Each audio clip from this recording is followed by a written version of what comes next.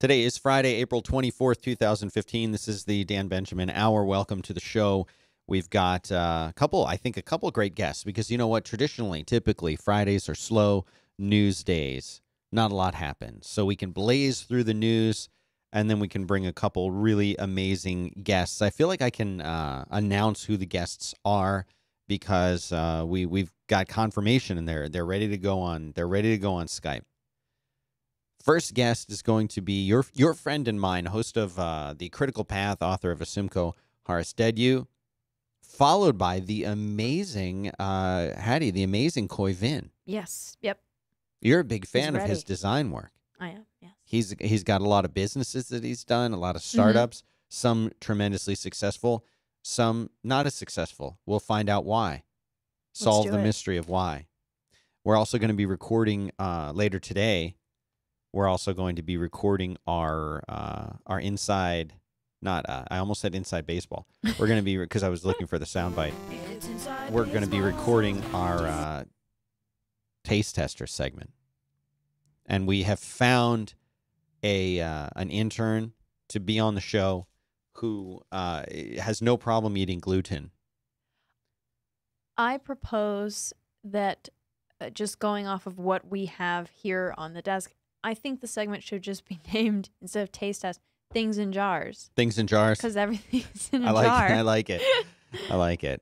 So we'll be filming that today. I'm also doing an episode of Grit today, and I'm looking forward to that, getting that show back. I've been holding back an episode of Podcast Method until I was ready to make a big announcement. I made the big announcement this morning on Twitter. Hattie, care to comment? I'm excited. It was actually last night. Yes, it was late last night.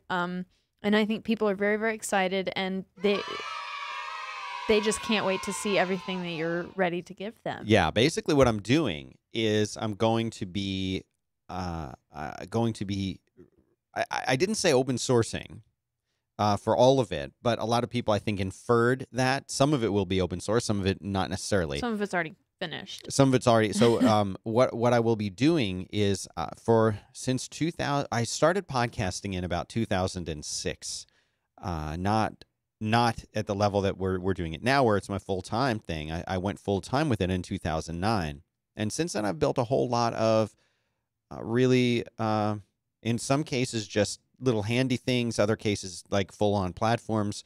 But a lot of tech and a lot of code has been written mostly by me, sometimes with a little help from friends, to make the podcast publishing process easier. So we have stat trackers, we have the CMS and the publishing platform that we use. We've got the streaming infrastructure, we've got the call-in system, we've got the iOS app.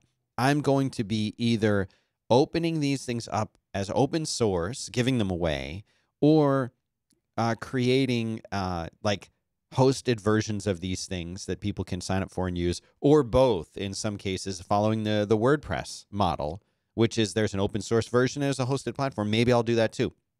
The fact is I've spent so many years building this stuff, and ready or not, what the heck, why not just share it? I want everyone to be able to podcast. I want everyone to have fun, and I want to remove as many barriers as possible. And I've made so many mistakes along the way.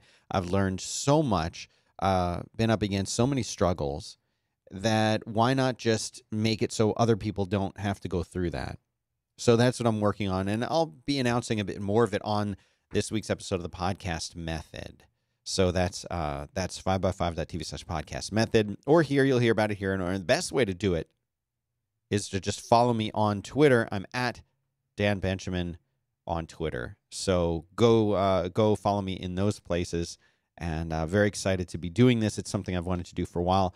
I should mention I do need a little bit of help with some of this stuff. So if you're a Rails developer or a podcaster and you want to help beta test stuff or just be on board ahead of time, hit me up on Twitter at Dan Benjamin, and we'll get you in there. So that's it for Inside Baseball. Care to comment? I'm excited. Okay. I just like the end of the song. I have 3 sponsors to do today, and I've been increasing the speed that I've been doing some of these because on a show like this, it's 10:30 here. We were a little bit late. And can we be honest about why we were a little bit late? Yes. You were on Facebook. Yep, just on it. And you were like, I Hattie, kept saying, come on, do the show, Let's show. go. And you're like, just one more minute. I'm just one more minute. poking more people. Somebody I haven't poked in a week. Well, I'm in a poke war. Yeah. He poked me and I'm going to poke him. Do people poke on Facebook anymore? Is that a thing?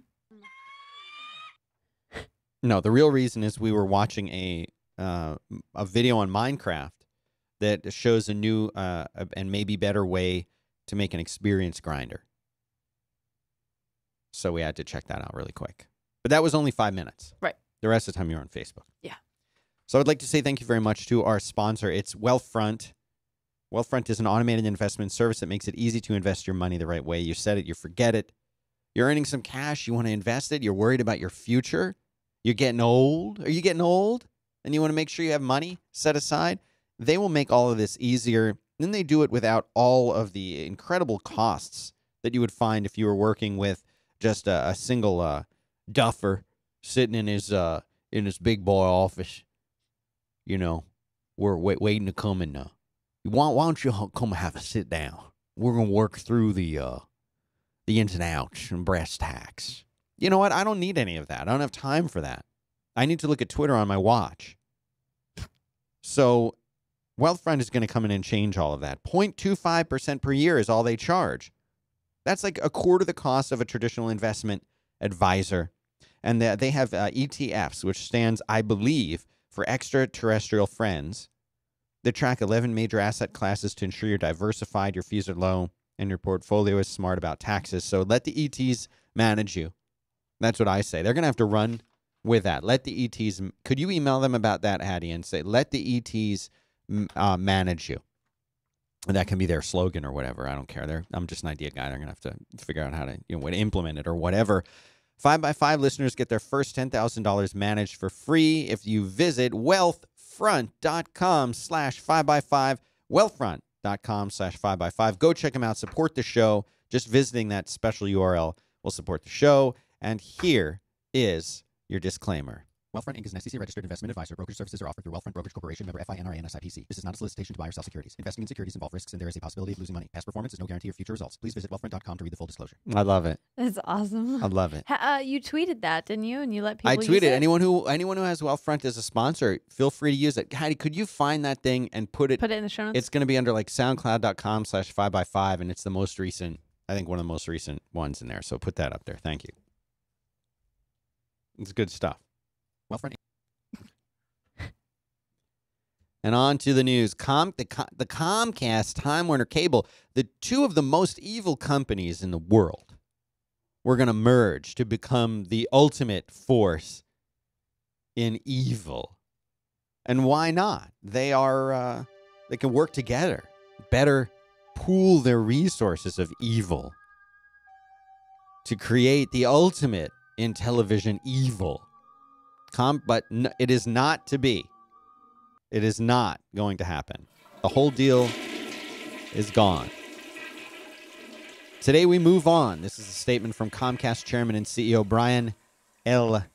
Roberts. That's your name, dude. Today we move on. Of course, we would have liked to bring our great products to... What is great about anything? Hold on a second.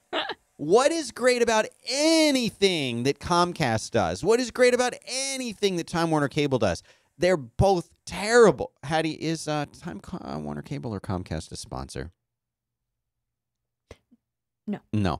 There is nothing good that either of these companies do. They own other companies that we rely on. They own services that we need, but there's nothing good about them. There's nothing good about either of these companies. That doesn't mean good people don't work there. I believe with my whole heart that Comcast and Time Warner Cable employ. What are you laughing at? They employ really great people who try hard every day. I know this. These are all facts, okay? But there's nobody out there who's thinking that these are great companies with great products. Listen to this. Today we move on. Of course, we would have liked to bring our great products to new cities. But we structured this deal so that if the government didn't agree, we could walk away. Great products to new cities. Because you know what? Cities are just sitting there saying, oh, if only we had Comcast. Why don't we have Comcast? We don't have it. I wish we had it. Comcast Corporation has shut down the deal. Well, what happens when you shut down this deal? A lot of bad things happen. Hollywood Reporter is saying that well, here's what happened. So listen to this. Listen to this, though. All of these investment companies and banks and other entities, these big-time entities that surround this deal, they don't get their money. They don't get their fees because typically they have fees that they try to collect when a deal like this goes through, the advisors and the bankers and all this other stuff.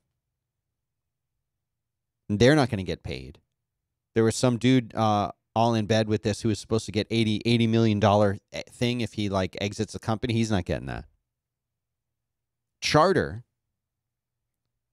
it recently said they were going to acquire Bright House Networks, which is the 6th largest U.S. cable operator. They're from Central Florida. They're also in Alabama, Indiana, Michigan, and California. And I was a Bright House customer when I lived in Florida. And it's weird because Bright House and Time Warner Cable seemed like they were the same company. Like there really wasn't a difference as far as any of us knew. We were just customers. And then one day they came in and they said, oh, you know what? It's a different company. And no one really understood why or what had changed. Will you go to lunch? And it was just weird. Same company. Anyway, $10.4 billion they spent on that. Nobody likes Comcast. You know, I'm not really. I don't like I said this before. I was talking to a friend of mine. I was telling him, you know what? I don't have the Apple Watch. I'm not getting the Apple Watch right now. And it's not because I have something against the Apple Watch. It's not because I don't think it's a useful thing. It's just and I'll have Horace on here to talk to about it in a few minutes. But I just don't have a big need for the Apple Watch. He talks about hiring things. So I'm going to get, this is the main thing. I'm going to make a little note of this. He has this theory that when you buy something, you're hiring it to do a job. I don't have a job for the Apple Watch yet. But I was talking to another friend of mine. You know who I'm talking about. I do. And he said, well, you know, you don't want to get on the wrong side of the Apple Watch. He said, don't get on the wrong side of the Apple Watch. I said, what do you mean? He said, well, like this is a thing and it's going to be around. It's a big deal. You don't want to be like the guy who hates it. I'm not. I want to be clear about that. I'm not hating the Apple Watch at all. No. I'm not hating on it.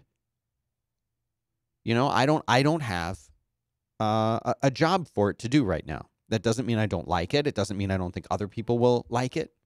Or won't have uses for it. You know, when I was younger, I rode a bike quite a bit. I had a wonderful 12-speed bike. I used it a lot in high school, college, and beyond college as a way to exercise and get around, and loved it. Currently, right now, I have no use for a bike. That will change in the future. I say it will because I believe it's likely that it will. But right now, I do not have a job for a bicycle. Does that mean I hate bikes? Does that mean I hate bike racing? Do I hate people who have bikes? Do I hate bike riders? No, of course not. Today, right now, I don't have a use for a bicycle. Am I, a bike hater? Do I hate, who makes a bike now? Schwinn? Do they still make bikes? Do I hate Schwinn? Is Schwinn an evil company that I don't want to buy anything from? No. I just don't right now have a use for a bicycle. That's how I feel about the Apple Watch. That's it. It's that simple. I don't have a use for it. My friend was telling me, he said, well, my brother travels all the time, he said. And so you can use your Apple Watch to handle your lobby check-in at your hotel, and it'll automatically unlock your door for you. You don't need to spend any time in the lobby. You basically just go up. When you show up, you go into your room. It's done. You have to do it. He's like, he's traveling so much. That one feature alone is enough for him to have the watch, right? And that makes sense. Enough for him. That's all he needs. That is worth the $500 cost of admission or whatever. For me, I don't have that yet. But I feel maybe as the watch exists, as it continues, the ecosystem continues to develop, maybe then I will have a job for it. Well, for those of you who do have one or are getting them today, there's a very cool teardown that our friends over at iFit, friend of the show. We need Daniel Jackson to do a friend of the show. Could you make a note of that, please? That would be really nice to get him on that. But iFixit has a friend of the show. iFixit has a little teardown for people who are wondering what is inside of the oh, look at that nice little arrest alert ad there at the bottom. Well, they have taken apart the watch and they now are showing us what's in it. Look at the little Taptic engine. You can see the battery. You can see all this amazing stuff that Apple has managed to cram into these watches. So check this out on iFixit. These links will be in the show notes. Show notes are at 5by5.tv/dbh/35. You can also go there and sign up for the newsletter. There's a little newsletter link. It'll let you sign up, and you will get these links in your email. Also an announcement of when we do the show. Very cool stuff. But look at those tiny little screws. They're so The little. tiniest screws in the world. Why won't you let me put the TV right on your desk? You're craning your neck. You try to see it. No, You I'm never... talking into my mic and looking at you. But I mean, it's way up there behind me. You can't even see it. I can see it just fine. All I need to know is So if you're she's trying on to my see shot. this. She's trying to see this TV back Because here. I'm down here. Yeah. Put your hand up again. Can you describe what's going on? I'm right sticking now? my hands up in the air in front of your camera that's over my shoulder. The theater of the mind. Yeah. Just let me put the TV down there. If you'd like to, It but would then be I'll be better. like this the whole time. Yeah, you mean looking at the camera? Like this. We'll put the camera down there too. Just Yeah. Amazon. Oh, and before I do that, the Apple Store there is an Apple Watch app store, which has gone live with over 3,000 apps. Quick poll of the audience. Raise your hand if you think any, but maybe 10 or 15 of the 3,000 apps will be any good. And the other thing that's worth pointing out is that these are not truly apps per se. These are apps that will run on your iPhone and have a display or something on the watch, as opposed to truly native watch apps. They're just like remote controllers and other things like that. But the App Store is up, it's happening, and you can go there and choose from 3,000 apps for the Apple Watch already out there. And there's another article about the same thing on Ars Technica. More than 3,000 apps ready to go. And Apple also has a sort of best of section for you to jump on there and start downloading apps. Very exciting stuff if you're there getting a watch. There were pictures of people sleeping out, Oh yeah. to get their watch. Sleeping out. They already bought their watch. It was delivered to the store, and then they're sleeping out for it. How many people do you know have that much time that they can sleep out for? Why not just have it delivered to your house or your workplace? I was thinking about that this morning. I was like, wait a minute. People are in line to pick up their watches that were sent to the store, right? That's what they're doing. Mhm. So why would you choose to camp out if you could just get it in the mail? You get it delivered to your house. Are you getting it Do you not sooner have- because you're in line? I had Doesn't some. seem I like had it. some people suggest to me. They said that the reason that this is happening is because they can't get it delivered to their home because they won't be there, and they're worried about a package being left. They can't get it delivered to their workplace because maybe they don't work in that kind of place where things Right. can be delivered to them, and this is the only way for them to get it. Okay, all of those things seem possible. However, something to consider: you're going to be spending, with tax and everything else, at least $400 on one of these watches. Right. This is not an inexpensive purchase. Way more than a phone or anything. Yeah, and the way that people are getting these, typically the people who are getting them now are the enthusiasts. Let's just call them that. I won't say Yeah. that they're geeks. I'll say that they're enthusiasts. So if you're an enthusiast, right, you're going to be getting the watch first. You want it first. People who have, let's say, $500 or more and are enthusiasts about this watch are it doesn't seem like they're the kind of person who wouldn't be able to get it at their house or wouldn't be able to get it delivered to their workplace. I mean, I'm making generalizations, but like if you've got $500 to spare on a brand new product that nobody's really seen or tried yet, I just don't understand like why you can't have it shipped to your work or your house. Or just some other address, a friend's house, like just anything. Go over there. So you're sleeping out. There were pictures of people in sleeping bags on the streets. Right. If you're paying $500 for a watch they already bought. Right. And then you're on top of that, you're now sleeping on the ground.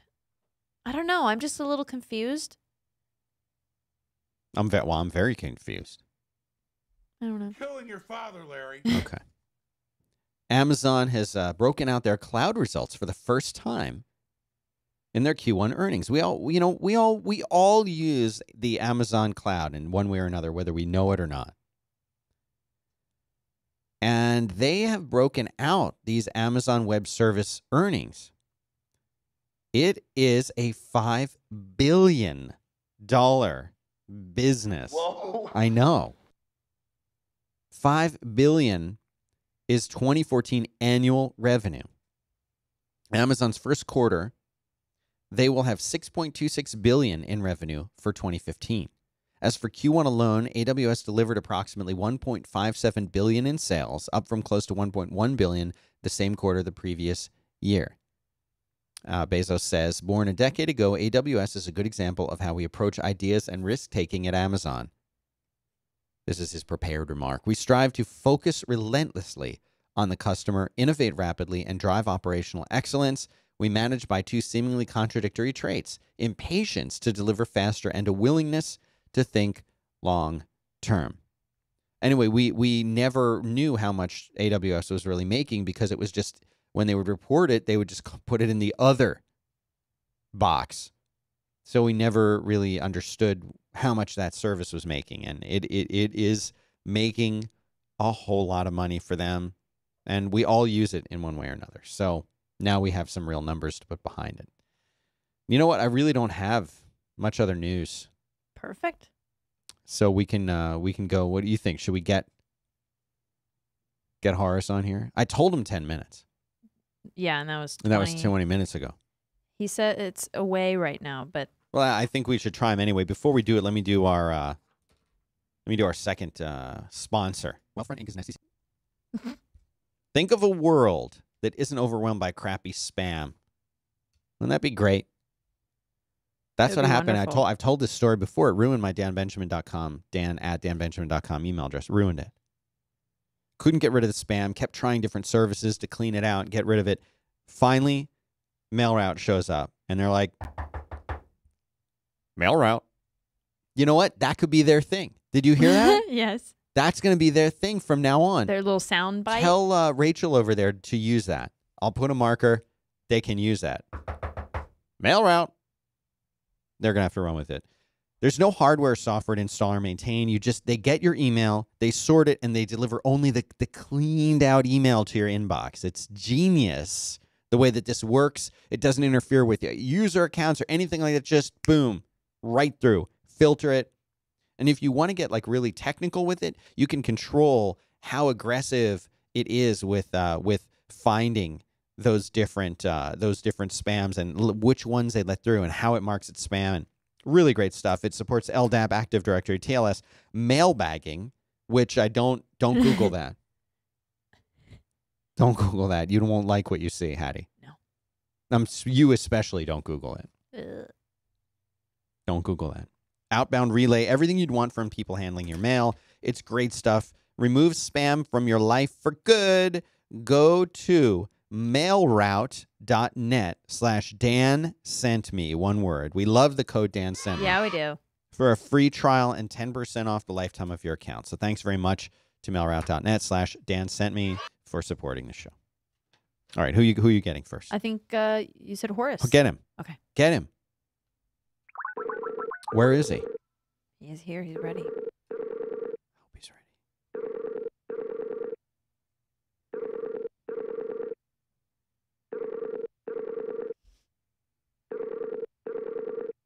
He just said he was ready. Hello, hello. Horace, welcome to the show. It's a long time since Hey. we've spoken on the air together. Horace Dediu is the founder, author of asimco.com and the host of the wonderful show Critical Path here on 5x5. Welcome. How are you doing today? Big day for you. It is, it is. I was thinking of doing this show on my watch. Really?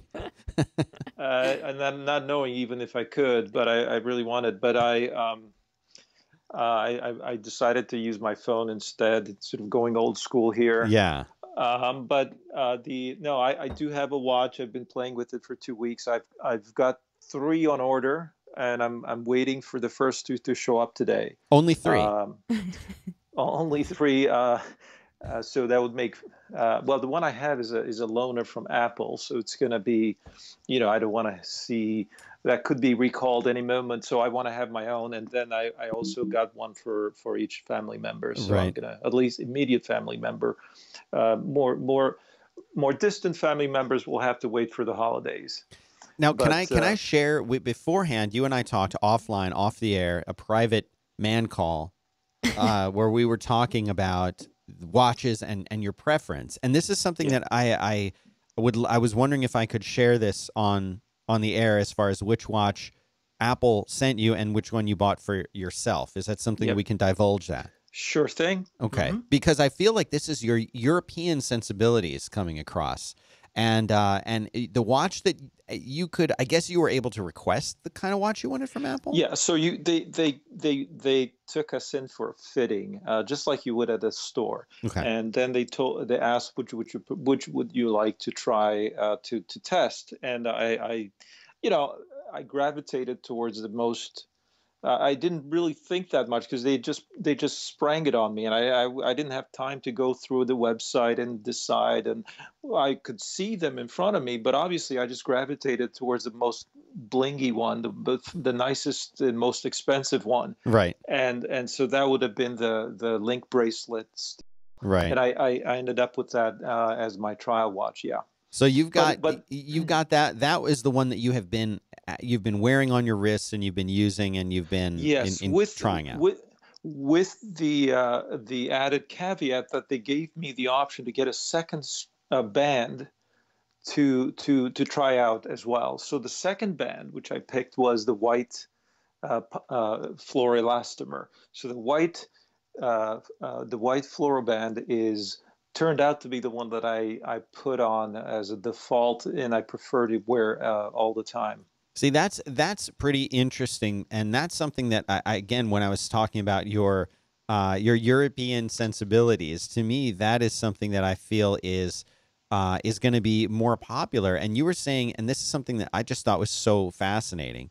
You were saying that that's because in your mind, Apple and Apple color, the Apple color is white. Yeah, so my sensibility isn't so much European as just being a sort of an old school Apple user, that I hark back to the days when the iPod launched, and if you read the histories of Apple, how there was an internal struggle to decide on white as a signature color, not just for the iPod, but eventually for the Mac book, and they didn't even call it white; they called it moon white, so that it was to be acceptable to Steve Jobs. But this was very much Johnny Ive's signature. And ever since, I've always selected the white variant if it was available. So I selected the white iPad, the white faced iPhone, and the lighter colors if possible. So that to me, that was sort of paying homage to that iconic decision made by Johnny Ive to sort of move away from the beige, from the gray, from what PCs looked like. And what I like about white is also it's very, very distinctive. It sort of catches the eye more. Yeah, it does. And a lot of people will say, well, it's not classy enough, or it's not something you put on your wrist. And I'm fine with my whiteness. I mean, I'm fine with my ability to not blend in. So I think it's very distinctive looking. In fact, not only that, but you can see the combination that I went with, the preferred combination I went with, is actually the one that Tim Cook wears. So this is, I call it the Tim Cook Right. edition. So he But may not. it is a very eye-catching thing, and I think that the Apple Watch in and of itself is eye-catching. But let's talk about, and you've been using this watch for a while, and you wrote Hattie, please find, if you will, the article that Horace wrote. It's titled "The Watch." The It's Watch. very, Fantastic very article. Excellent write-up on it. And you talk, and I would love if you could take it for a minute for people who are not familiar with Critical Path, if you could take a moment to tell us what it is when you say you're hiring something, because this is something that from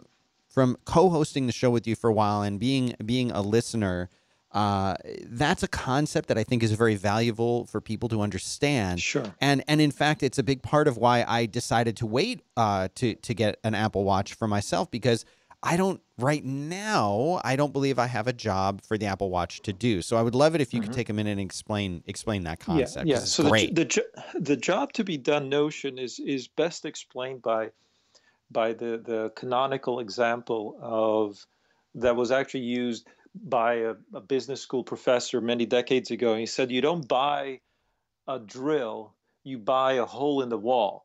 Your objective is to get something done, but you take a tool, you usually purchase a tool to do that job. And the word hiring is there because there's other things you can hire instead of it. In other words, you might actually literally hire a handyman to come in your house and drill the hole. So the competition that occurs is between that handyman and the drill purchase. So that's the reason that word is used.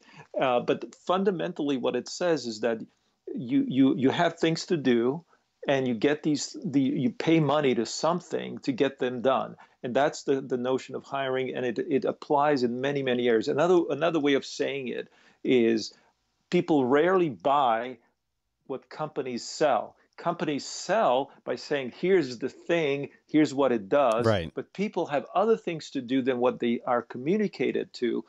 And then they get it reluctantly, begrudgingly, and sometimes with all kinds of concessions to make in order to get the thing they really want done. So the point is that if you study the jobs that people have, then you can make products that actually fit those very nicely and may not have the specs or the definitions or the categorization that's more common. So in the case of the watch, it's a very subtle thing about what are you possibly hired to do. Now, if you look at a traditional watch, the mechanical watch, it's not about timekeeping, and because we're awash with sources of knowledge about what time it is. We're surrounded by timekeeping options. So the reason you get a watch on your wrist is much more around this notion that it reflects something about yourself. It could be jewelry, it could be self-expression, it could be an heirloom, it could be a sentimental value.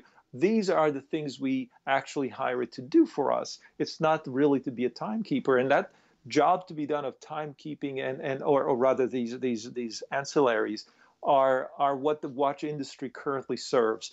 The difference with the Apple Watch is that it isn't any of those, or it may have a little bit of an overlap with some of the sentimentality of watches. But the main thing it comes to the table with is a huge dollop of functionality, things that you couldn't do before on your wrist, things that have to do with being paired with a phone, being paired with the cloud. And those things coming as a bundle to your wrist is not been done before. So nobody really understands whether these are jobs that, whether it solves any particular job. Yeah. So in many ways, what the watch is going to be doing is in the first version is educating people. This is what you can suddenly do that you couldn't do before. And look at the ads that just came out today. Right. Showing people, and they're very, very, emotional tearjerker type things, which may be highly sentimental and turn off a bunch of people. But the main point is that, look, it's educating you to the things you can do on your wrist. It's doing the alarms, it's sending messages, it's communicating, and all those things are are not done through, the tentpole talk. But if you go back to the way the iPhone launched, remember the ads for the original iPhone Mm-hmm. version 1, it was like, you can do this Yeah. and this and this, and it's a watch, and it rang, and you picked it up and you talked. So the idea was that, hey, let us explain, we Apple will explain to you what you can do with a pocket-sized device. You can do browsing, you can do email, you can find restaurants, you can do apps, and it's a phone. Now, the next set of ads is very similar to that, because it's like saying, look what you can do with this thing that you couldn't do before. So we're in that phase right now where Apple is educating people on wrist computing, and wrist computing is nothing anybody asked for, but nor was any of the things that we ended up using the iPhone for really something that people demanded. Maybe very, very few people did. So that's the thing we're in right now, is this phase of definition of jobs that you could possibly do, and then suddenly we're going to want to do them. That's where I think it's going to be a watershed event. I call it a watershed product. It's going to change our perception of what we can do. And in the way that the iPhone did, but you didn't really mention the iPad there. And the iPad has been touted, especially in education, especially with in the world of kids who are in one way or another challenged, whether it's autism or other things. Did that not have, from your standpoint, the same impact, No, if you it will? did. It did. Actually, the size of that screen was slotted into a whole bunch of jobs. Education, you mentioned, being productive. My favorite is being productive in a meeting, so that you can actually persuade people much more transparently with an iPad than you could with a laptop. You could hand it over to them. You could quickly gesture. It has on and off capability that a laptop doesn't.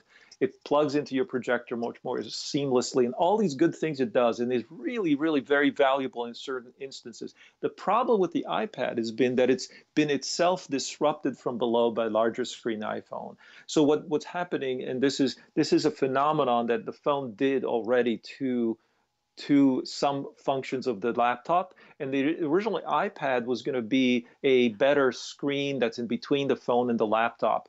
But the thing is, as the phone got better and better, it sort of subverted the premise of the tablet. And so what we're seeing more and more, I think you'll see more and more, is these larger screen iPhone Right. taking on that role. And also so I'm saying, productivity in the meeting room, but also productivity in terms of, like, let me consume content. So what we're seeing is that it wasn't a bad idea, but the problem is that the thing that was below it just got better. Right. And it just overtook some of the, carved out some of that growth that would have happened on the iPad.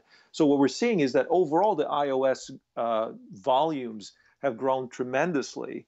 But the contribution of the iPad has shrunk as a percent of that total. And the same thing with the iPod, obviously long ago. But it's the iPhone that's driving. Now the watch is yet another little tiny screen. Would it ever grow up to be better than the phone? Probably not. But Right. it's another way to think about it. This is something that I have not written up. No one else, I think, has either, which is the idea that what you're getting is a new way of interacting with your phone. Let's assume that they're a pair. Let's assume that they're constantly coupled and that they're bought together. Now, if that's the case, what you're saying is, I'm going to pay $350 for a skin on the phone. A skin is like, the idea of creating a quick access to certain features. Mm-hmm. And so when you think of it that way, it's like, oh, it's an extension of the phone, and it allows me to be a little slightly more productive, slightly more, maybe less intrusive to my daily routine. And so it's kind of like I'm paying for that user experience extension, or user interface extension, Right. that normally, but it doesn't, that if you don't have it, you still have a fully functional phone. So many people will say, well, I'm fine with the friction level that I have with the phone right now. The watch lets you interact with it in a slightly different way. One friction point for me, by the way, is literally taking the phone out, and there's friction with my pocket. Taking the phone out of your pocket, or your purse, or bag, or whatever you hold it, that is an extra couple of seconds. Plus unlocking it, that's another second. Plus, opening the app you want. Now, all of that goes away when you have the watch and you have it preset on those things that you do 80% of the time. Right. And though that means like quick glances, plus you have, quick access to apps. And as a result, developers are starting to rethink, how do I get my app to be something that people place on the phone and they put in glances. And I wrote about this in my last post, which was the battle for the wrist, is that now suddenly all the developers are going to be jostling for position on the watch, because that's going to be the first place people will look for certain things. And notice, by the way, one thing competitively speaking that's going to be really important is that Google is not on the watch in any way right now. There's no web search, there's no web browsing, there's no maps from Google. None of those are available yet. Are you saying this is 100% intentional by Apple, or is it intentional by Google, or simply coincidence? A bit of both. I think mainly the problem is that Google's current franchises, as you might say, their businesses, their properties were initially tailored for the desktop. They got hacked enough to be usable on the devices, but it's going to be yet another hack job to get it onto the phone. So onto the watch. Sorry. So it's a question about, is there room for anything other than Siri? Probably not. Is there room for anything other than Apple Maps? Probably not. So suddenly you're carving a huge chunk of interaction away from Google when doing that. Is there a browser? Never. There'll never be a browser. There's never going to be a way to enter queries. So this automatically favors the Yelps and the Hotel Tonights and the apps that are bespoke to a particular job to be done, as it used that language. So I need a hotel tonight. Boom, there it is. There's my button for it. I need an Uber. Boom, there it is on my watch right away. There's no need to pull the phone out. There's no need to query. It's so synthesized. I mean, the interaction is so limiting, but it also so much faster and so much more convenient. So you're always doing a trade-off. You may feel like you're getting less power, but you're getting a lot more convenience. And so there's a lot of these questions in the minds of developers now as to whether, what do they do? And I think it really is disruptive to the Google in many ways. Well, I think you're on to something there. I'd love to hear more about it. And for those who would like to hear more from Horace, again, he's got a great show here. How many episodes are you up to now with the Critical Path? About 146. Wow. That is a lot. Well, he's been doing them for a while. Go check him out. Great episodes. It's 5by5.tv/Critical Path. You also are the author of the amazing Asymco, ASYMCO, asymco.com, which you've been writing for, 5 years? About 2010, yeah, Man, started, yeah. That is crazy. Well, you can go there, and of course, he's Asymco on Twitter as well. Horace, thank you so much for being Thanks, here today. Dan, I sure do appreciate it. Take care of yourself. Thanks, Ben. Bye. He's so bright. I mean, every time that I have a conversation with Horace, I know. every single time I have a conversation, I feel like I'm just took a master's class in something. I know. And I don't understand how he gets the perspective that he gets. Like, he sees the same stuff that we see. Right, He reads the same stuff that we read, and his mind just goes click, click, click, click, click. And it's like, he's just so smart. That's why. He's so much smarter than me. In a different way, through He's a different so much lens. smarter It's crazy. than me. That's why. That's his brain. I need to tell you about Tripcase, and then we got to get Koiv in. Yeah, your next guest has hard out in 15 minutes. Oh, we'll get him. I bought him lunch a few years ago. You He did? owes me this. He owes you. See, he owes me this. There you go. That's all I'm going to say. If he has a hard time, he gives me a hard time. Say, dude, I bought you lunch at that expensive place you picked. Well, friend, let me tell you about Tripcase. Horace is just talking about the convenience of having this stuff on your watch and these at time saving. He's talking about saving time. Mm-hmm. If I'd had more time, I would have talked to him about time and saving time. But Tripcase saves you time. Tripcase is an app. Over 30 million people used it to take trips last year. And it is a single app that will give you free flight alerts, Uber integration, the ability to share your trip, remember a place that you're at, the weather and the destination of where you're going, seat maps so you don't get a crappy seat on a cross-country flight. Takes the stress out of traveling. Flight, hotel, rental car, meetings. All of these trip details get collected into a single place. It's a free mobile app. It's for your Android device. It's for your iPhone. You're going to get those free flight alerts. You get a update from your hotel. You forward that email to trips@tripcase.com. Boom. It's updated. It's updated to trip, shares it with all your friends, family, everything else. Great, great, great service, great company. And there's a special URL, tripcase.com/DBH. Tripcase.com/DBH is a place to go. And there is support for your Pebble, Android Wear, and guess what? Apple Watch 2. Yep, they've got that. They were thinking ahead. Thinking ahead. And you can do what Horace was talking about and get notifications there. Tripcase.com/DBH.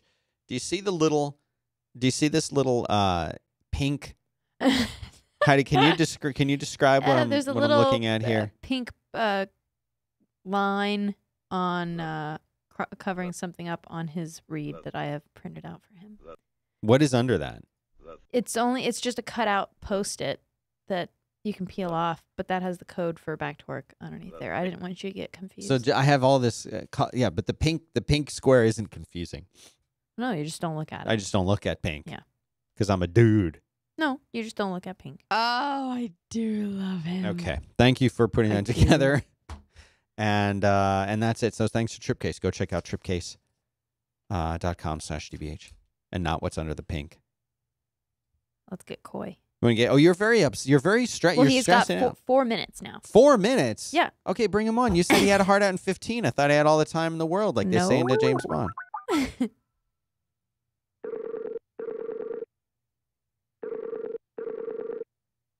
That's what happens. It's Coy Vin. Hello, hello. Coy, it has been too long since we talked. The last time that I saw you, we were in New York City, and we went to a really nice restaurant that you picked, and they had like downstairs was this kind of a market, as you would say in New York, and you could go and you order, and we ordered, and we had like a delicious cheese board, and it had meats and cheese.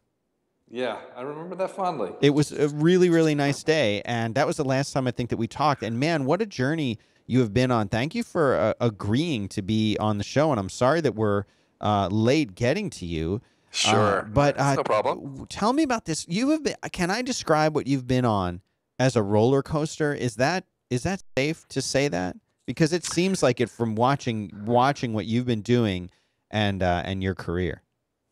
Yeah, I think you could say that. I mean, it's not been a very dramatic roller coaster. Maybe it's one of those little kiddie roller coasters. So what's been going on with you? Tell me about the last couple of years. And for people who don't, if there are people first of all, shame on you if you don't know who Mr. Coy Vin is. But could you introduce yourself, please? Because I'm sure you can do it better than I can do it.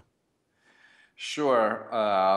So I'm a blogger. I've got a blog called subtraction.com that I've been running for, I guess, 15 years now, which is hard to believe. Yeah. I used to run the design team at NewYorkTimes.com. That's probably what I'm best known for.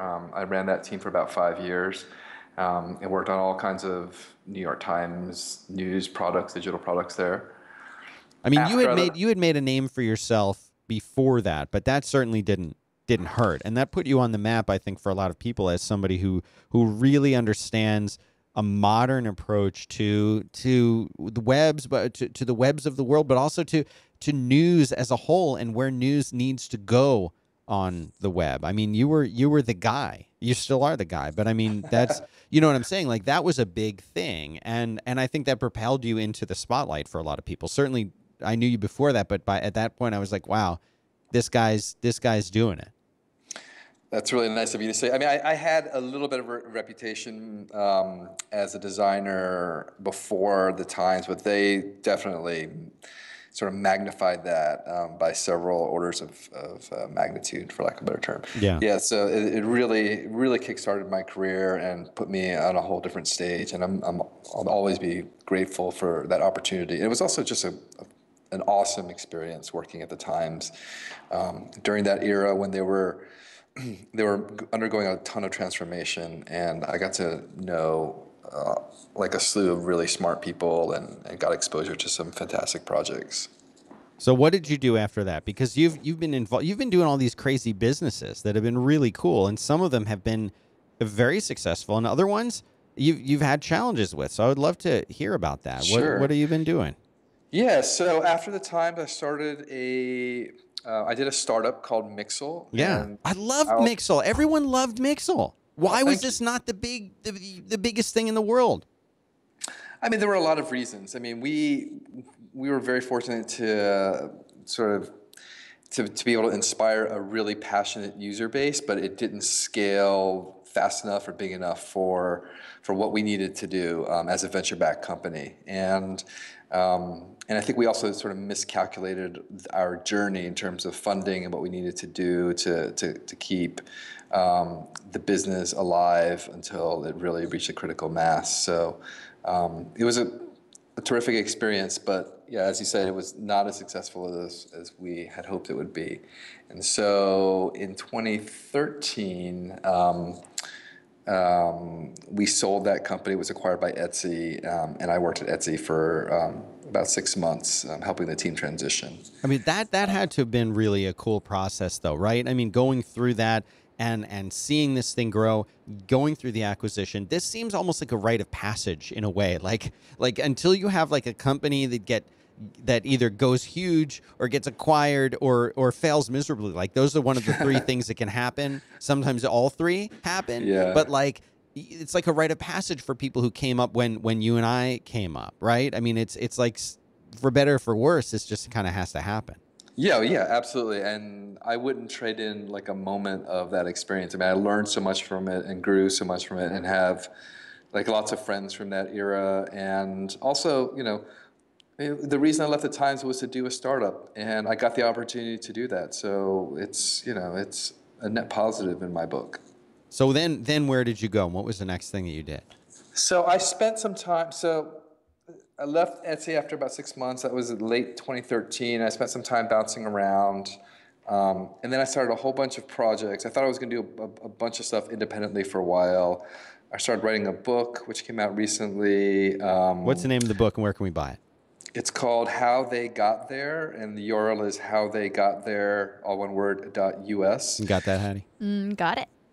It's interviews with 14 digital designers about their careers. There's folks in there like Dan Cederholm from Dribbble, Marcus Westcamp from Flipboard, Nicholas Felton from Felton Annual Reports, Jill Nussbaum from Barbarian Group, just tons of folks. And we talk about how they first entered the design field, how they got their first big breaks, and how they, leveled up at each stage of their career. It's really a book focused on those war stories for how people build successful careers in this industry. It was a ton of fun to write, and I actually I think it was really fun for the interview subjects too, because they just got a chance to tell all those old stories and relive their past and connect the dots in a way that they rarely get a chance to, because they're so focused on their projects and on delivering at a very high level. It's fascinating because you are a person. The one thing I will say about you, again, in watching the things that you do, you're never afraid of a challenge. You're never afraid to do something the right way. You're never afraid to take your time doing something. And it seems like there's always this urgency around everything, getting everything done, getting everything out there. You seem to speculate and analyze and take a step back and really, really look at things and plan. Is that true? Is that just seems like it? I mean, it seems like that to me. I think there's an element of truth to that. I mean, I'd like to be really thoughtful about things, but I think like everybody else, like I'm aware that there's so much competition for attention out there, and the most important thing is to ship, right? So I put a tremendous amount of effort into trying to get things out in a speedy manner, while trying to balance that with trying to do things the right way. So this book, I had written a book in 2010 with new writers. This book I decided to self-publish, and I really tried to get it done as quickly as I could. But like you said, like I really tried not to skimp on the editorial product too. Like I hired a great editor, Sue Alphabom, and we really took our time to make sure that each interview was sort of hammered into shape and made presentable and really really readable. And so, it has like a cover that could go to press if we needed to send it to press tomorrow. Wow. And it has like really careful typography throughout and everything. So so it's always a balance for me. So what's next for you? What are you up to next? What's the next big project for you, and where do you go from here? So I actually joined a startup about a year and a half ago called Wildcard. We're located in downtown New York here, and we're working on this really ambitious plan to change the way you access content and functionality on your phone. There's an iPhone app that we put out last November. It's sort of like our first stab at trying to demonstrate how this might work. And it's centered around this notion of cards and being able to interact with cards instead of pages on your phone. Very cool. Well, if people want to go and check out what you're up to, I know you're pressed for time and you got to go. You're Coy, just Coy on Twitter. You don't need any more than that. At Coy, KHOI is the spelling. You can also go to subtraction.com, maybe the coolest domain name in the world. Yeah. So go to subtraction.com. And Coy, thank you so much for being here. Thanks for being so patient, and I sure do appreciate it. And continued best of luck for you next time I'm in New York. Let me take you another amazing restaurant if you're open to it. Next time I'll pay. So no, because I made you wait. I made you wait. Take care of yourself. Thank you. Thanks for being here. He's so smart. Oh yeah. I think that's he's there, and he's not afraid to put himself out there. It's such a challenge to do the kinds of work that he does in the public eye over and over, day after day. So go check out his work, subtraction.com. He's older than me. He's older than you? Mm-hmm. Did you know that? I did not know that. Yeah, he was born in December of 71. He's a full year older. More than a year even. There you go. So he's like an old dude. Like I gotta, if he says respect your elders. Yeah. Like if he says, you wait here, I'll go, I'm going to go, I'll be back in a little while. I'm like, well, I don't want to wait here. It's like, I told you to wait. You're going to sit there and wait. And if you don't like it, you can go live with your father. Yeah. Okay. Well, thanks very much to Coy. Thanks very much to Horace. Thanks to you for listening here. It's all we've got for you for the big Friday show. But again, today, podcast method, grit, and I'm about to record Amplified. I'm going to record it from right here. There you go. Stream it right from here. So thanks everyone for tuning in. Sure do appreciate it. And Hattie, you keep saying you're going to do the frequency. And while I've been on the show, I keep seeing people tweeting, weekly? It's my favorite show. Weekly? Where is it? Hardly weekly. Last time you did a weekly show was a year ago. I know. I'm always doing everything. Yeah, you do a lot. So the next person that gives her a hard time, I'm going to... They just miss it. They love it. And I appreciate it. Container of goober right at their head. After we taste it. So have a good one. Thanks, everybody. And we will be back on a Monday. We'll see you then. Bye.